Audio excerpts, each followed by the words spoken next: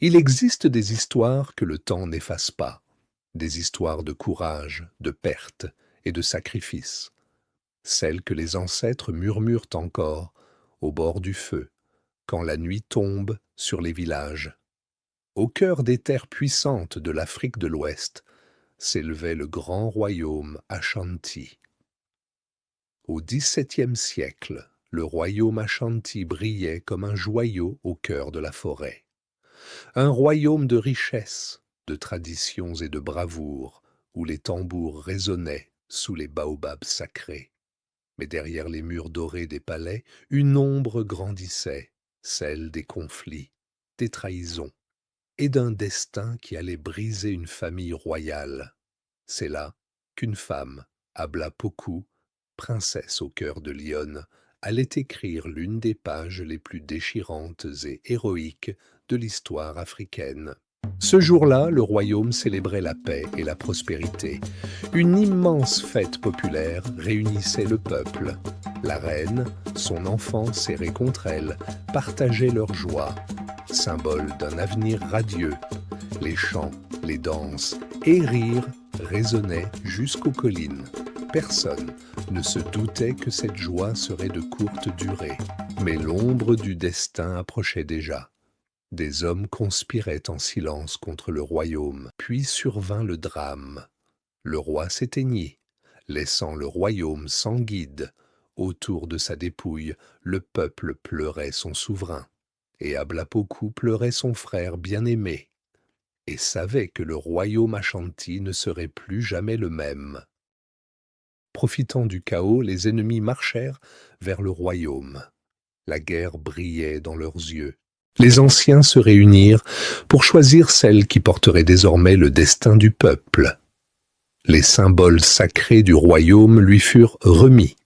Ce jour-là, Abla Poku devint reine, gardienne d'un peuple menacé.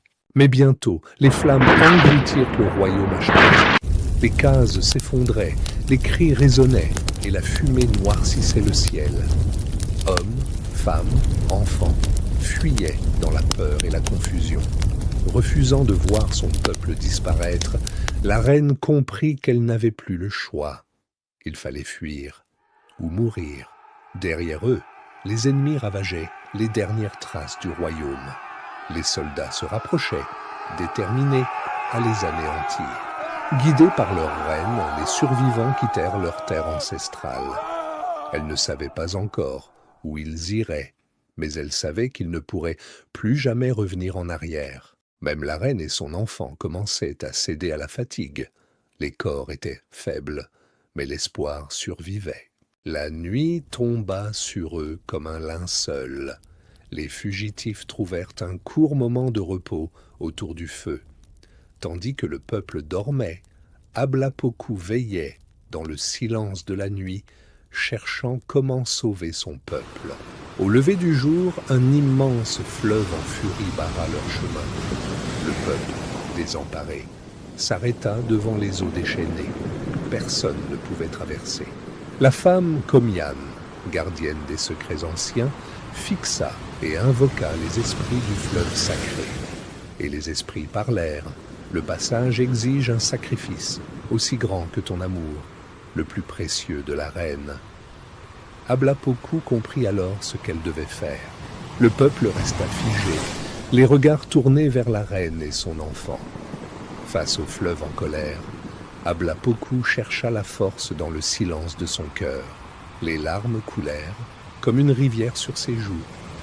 À genoux devant les eaux déchaînées, la reine pleura, comme une mère, comme une souveraine. Dans ses bras reposait ce qu'elle avait de plus précieux au monde. Un enfant ignorant le sort qui l'attendait. Abla Poku leva doucement son enfant vers le ciel et vers les eaux sacrées. Elle murmura « Pardonne-moi, mon enfant. Pour sauver son peuple, elle offrit son propre fils au fleuve. Le tissu royal flotta un instant sur les eaux, puis disparut dans les profondeurs. Alors, les eaux se calmèrent. Des hippopotames surgirent du fleuve.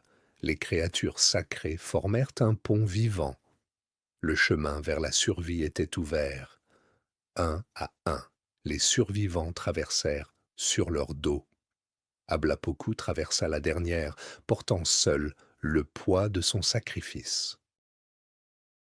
Arrivé sur l'autre rive, le peuple s'agenouilla devant sa reine. Tous comprirent alors le prix de leur survie. Désormais, elle n'était plus seulement leur reine, elle était leur sauveuse. Les larmes et la joie se mêlèrent en un hommage silencieux.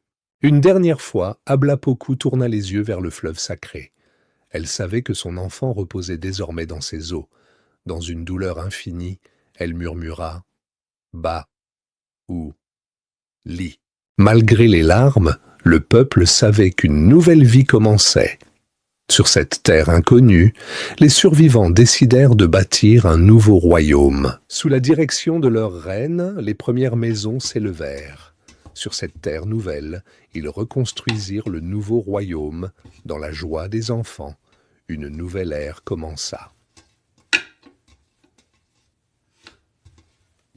Les chants redonnèrent la vie au peuple. Le peuple baoulé nourrit la terre, les artisans sculptèrent la mémoire des ancêtres dans le bois sacré. Ils tissèrent les couleurs d'une nouvelle identité. Ainsi grandit un peuple, fidèle à ses racines et tourné vers l'avenir. Sous le grand arbre du village, la reine et ses conseillers établirent les lois de ce nouveau royaume. Les années passèrent, et Ablapoku observa grandir une nouvelle génération. Avec patience et sagesse, elle transmit les enseignements qui avaient guidé son peuple à travers les épreuves. Elle partagea les secrets, les traditions et la mémoire sacrée des ancêtres. Puis elle remit le bâton royal, symbole de continuité, de responsabilité et d'espérance pour les générations à venir.